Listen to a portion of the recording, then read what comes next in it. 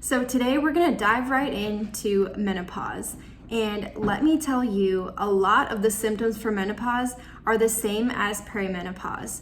So we have the emotional roller coaster again, insomnia, hot flashes, night sweats, weight gain, slowing of your metabolism, irritability, all of those things. And then on top of that, there's also more likelihood of joint pain, headaches, racing heart, memory lapses, and overall, it doesn't sound that fun. So there's a lot of symptoms, but again, there's a lot we can do to lessen these symptoms or, if possible, completely avoid them, but that's not always within our control. So we have to focus on the things that we can control and the behavioral choices that we can be making that will help us get through menopause and feel good and empowered about the next phase of our life.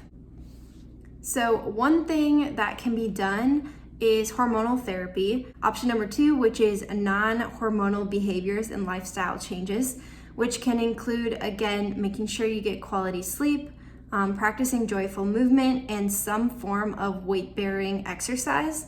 So even if that's walking or doing bands, anything to help preserve your bone and muscle mass that you currently have. It's going to be tougher to gain muscle and bone density, but you can preserve what you already have during this time. The other thing is to avoid triggers for hot flashes. For some people, that means getting a cooling pillow or making sure that they go to bed before a certain time or avoiding spicy foods. So those are a few things that you can do to help with the hot flashes. And then as far as diet goes, making sure that you're drinking enough water. I always recommend to get at least half of your body weight in ounces of water. So let's say you weigh 150 pounds, you want to be getting at least 75 ounces of water, which is about 10 cups of water per day. And then if extra credit, if you can get filtered water, that's even better. There's a lot of things that are in our water system currently that can be toxic to your body, but that's not the biggest thing. Make sure you're getting the water, and then if you can get filtered water, that's just a cherry on top. So the other thing is the food that you're eating. You want to limit as much as possible caffeine and alcohol. I know those aren't foods, but we'll go on to the foods next.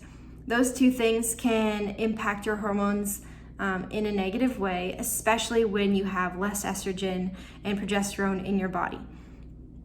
So that being said, you can help with the estrogen balance in your body by eating plant estrogens. So that's not to say go drink a bunch of soy sauce and drink alcohol, but instead to make sure that you're getting fruits, veggies, so plants, a lot of plant-based foods, and even soybeans, flax seeds, lentils, chickpeas, whole grains, beans. A lot of these have plant estrogens in them, which may help, again, mitigate some of these negative side effects. If you would like to have more tips for going through menopause, I have my free guide called Mastering the Basics of Aging, and if you type guide below, I will send it right over to you, and you can ask me any questions that you would like, or even set up a free consultation call with me to see what a good game plan for you would be, especially during this time of your life.